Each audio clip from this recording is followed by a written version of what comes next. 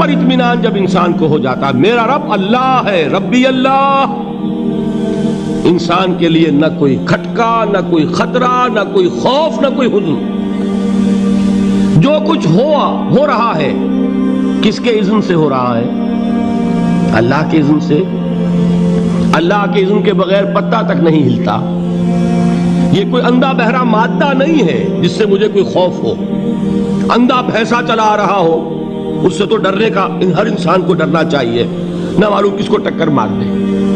لیکن نہیں، اس کائنات کو چلانے والا ایک سمیع و بصیر خدا ہے، وہ جو میرا دوست ہے، میرا ولی ہے۔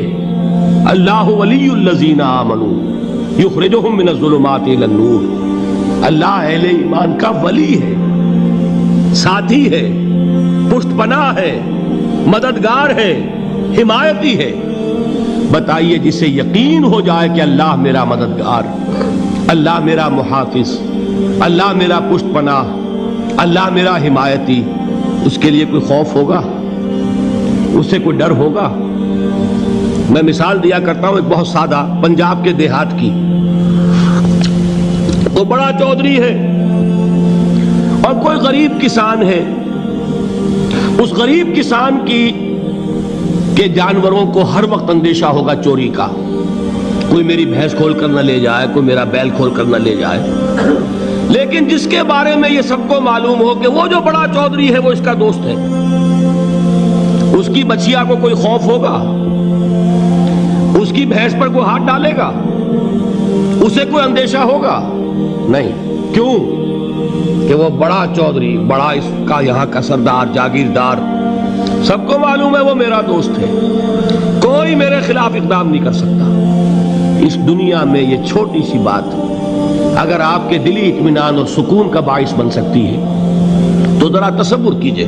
میں لفظ تصور استعمال کروں گا صرف اس لیے کہ اس کا ہم جس کو کہتے ہیں ادراک اور شعور کر نہیں سکتے، اگر کے ساتھ کر سکتے۔ اگر یقین ہو کہ اللہ میرا مددگار اور یقین ہو کہ اللہ ہر آن میرے ساتھ ہے، پھر کوئی خوف؟ کس کا خوف؟ کوئی شے اللہ سے بالاتر ہے؟ کوئی قوت اس سے زیادہ طاقتور ہے؟ کوئی اس کے ارادے کو بدلنے والا ہے؟ کوئی اس کی مشیت کے آڑے آنے والا ہے؟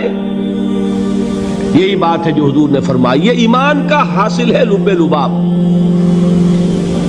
کہ دیکھو اچھی طرح اس بات کو ذہن نشین کر لو، اگر تمام انسان مل کر تمہیں کوئی نقصان پہنچانا چاہے نہیں پہنچا سکتے، مگر جو کچھ اللہ نے لکھ دیا ہو، اور تمام انسان مل کر تمہیں کوئی نفع پہنچانا چاہے نہیں پہنچا سکتے، مگر وہ شے جو اللہ نے طے کر دی۔ آپ پھر میں کہوں گا ذرا طاری کیجئے، اسے فرض کیجئے، اسے سوچئے۔ اگر اس حدیث پر ہمارا دل ٹھکا ہوا ہو تو کسی سے ڈر ہوگا؟ یہ مجھے نقصان نہ پہنچا دے، یہ میری رپورٹ خراب نہ کر دے، یہ میری انکریمنٹ نہ رکوا دے، یہ میرا یہ نہ بگاڑ دے، یہ میرے یہ نقصان نہ پہنچا دے۔ اس کا ڈر، اس کا ڈر، اس کا خوف، اس کی خوشامد، اس کے لیے جا کر طرح طرح سے اپنی عزت نفس کو ذلیل کروانا اس کے سامنے، یہ سب کچھ کیوں کرتا ہے انسان؟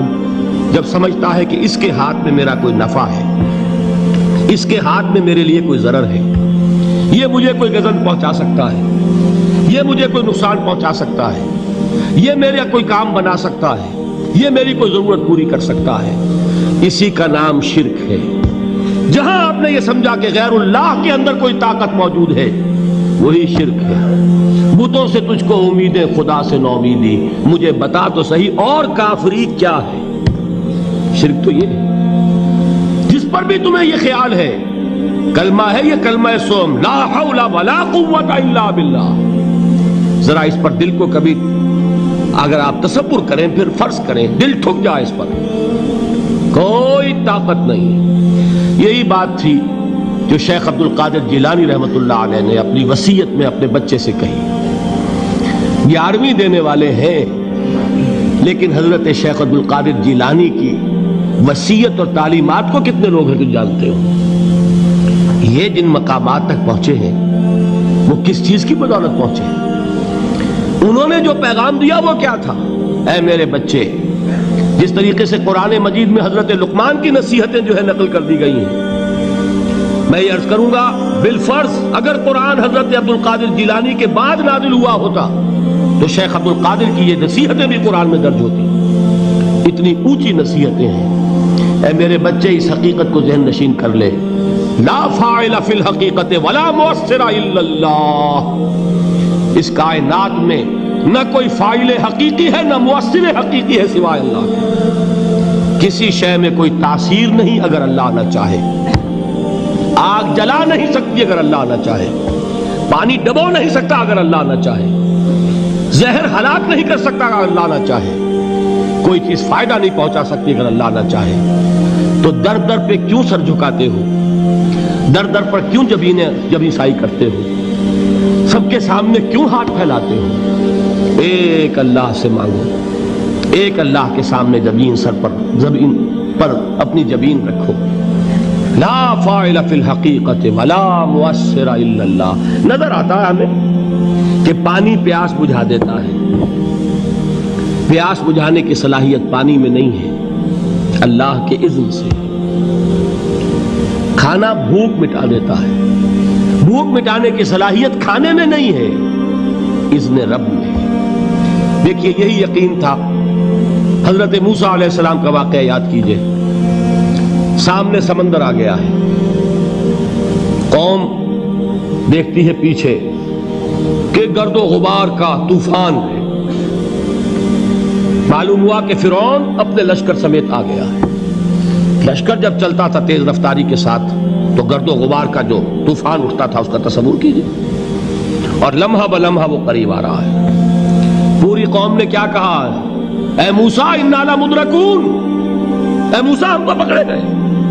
قرآن مجید نے تو یہاں وہ باتیں نہیں لکھی ہے، لیکن تورات میں یہ درج ہے کہ بنی اسرائیل جھگڑنے لگے، دست و گریبان ہو گئے موسیٰ کے ساتھ۔ موسیٰ ہمیں یہاں مروایا لا کر، اس سے تو ہم ہی بہتر تھے، وہاں کھانے کو ملتا تھا، زندگی تو تھی، بیگار ہم کر رہے تھے، موت تو نہیں تھی۔ اب جو کچھ ہوگا اس کا تصور کرو، جس طریقے سے ہمارے ٹکڑے اڑائے جائیں گے۔ تو لڑ رہے ہیں حضرت موسیٰ علیہ السلام سے۔ یہ تورات کی تفصیل ہے، قرآن میں صرف اتنا آیا ہے، پریشان ہو کر انہوں نے کہا انا لمدرکون، موسیٰ ہم تو پکڑے گئے۔ اس وقت موسیٰ کا جواب کیا ہے؟ کلا ان معی ربی سیہدین، نہیں، میرے ساتھ میرا رب ہے، وہ راستہ دے گا۔ بتائیے کہاں راستہ نظر آ رہا ہے؟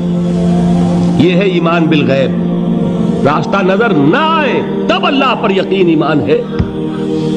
جیب میں پیسے ہوں اور تب دل کو اطمینان ہے تو ایمان کس پر ہوا؟